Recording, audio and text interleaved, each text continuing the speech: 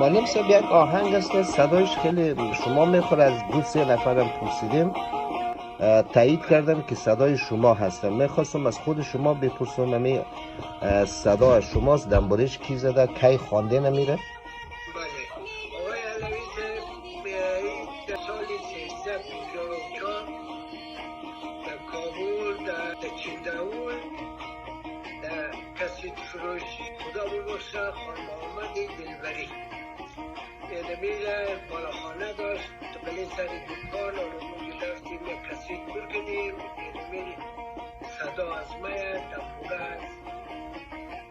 از مرحوم دلبری. امی آهنگی که صدای نمی پشت خانه من بله صدای نی و پشت خانه من خوب. میدامد جانانه امی را در جاغورم خوانده بودین امی آهنگ در با دنبال بله با دنبال کی خوانده بودین این آهنگ را؟ با دنبوله محمد علی کشکی یک ساختمان بود در لب دریا به نام کلوب.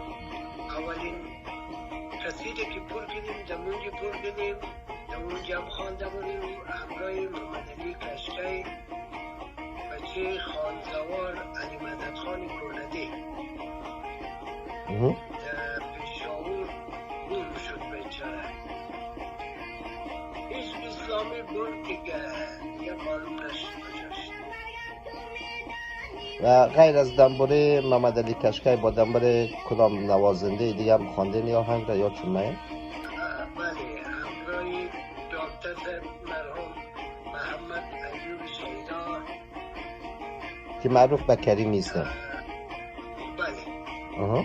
دیگه همراه اسماعیلی معروف به اسماعیلی ازبک بود همراه زوم خواندم. شما سال 56 هم آمدین کابل آمدین، یک دو تا کسیر بخیریم با استاد صفدر توکلی هم داریم. بله سه تا بله 1356 که آمدم بود امتحانی کانکور آمدیم در غزنی. امتحانی که دادیم باز چند نفر شدیم طرف کابل رفتیم. خب کابل رفتیم و اون سفر باز نمایندگی رفت و بلی سری دکان صفدر توکلی نمایندگی جمهوری بود دهنی باغبان کوچه ولومونجی کسی فروشیشی بود.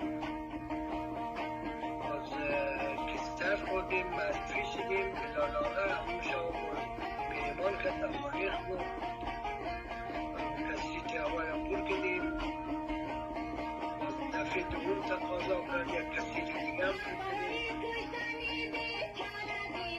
بعد امی برای استاد صفدر توکلی که بهترین تنبوره رسند بعد امی آهنگ را با دنبال ایشان هم خواندین؟ امکان داره خوانده باشم. خیلی خوب. این کسید با استاد صفدر توکلی پر کردین. در حدودی در هر کسید چند آهنگ شما خواندین؟ ولی یک و نیم ساعته بود دیگه. این هر کسیدش 1.5 ساعته. بله کسیتا یک و نیم ساعته بود. پشت روی پر میشد. بعد در ایمی آهنگایی که شما با استاد صفدر توکلی خوانده بودین، این آهنگ ها را چی تعدادی آهنگای قدیمی شما بود، چی تعداد هم آهنگای جدید خواندین با استاد صفدر توکلی؟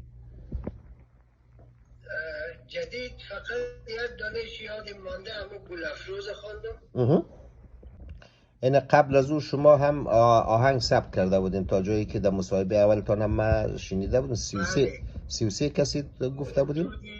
33 کسی در شماره یک تا 33 در وطن پر کردیم همراه استاد کریمی و اسماعیل محمد علی کشکی خدا رحمت کنه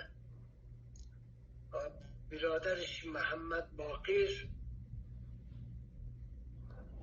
با همینا پر کردم. با ایساق قنداری ما شنیدیم در موسیقی هزارگی جاغوری نقش داشته. با ایشان هم آهنگ پر کردیم. بله. یکی دیگه کسی چی خبر ندارم کجاست. یکی دیگه هم هست به نام ماوین میگفت، نامش نمیدونم که نامش موسای ماوین. با ایشان هم آهنگ پر کردیم. او قدر دنبوره بلد نبود. خب بسیار شوقی بود.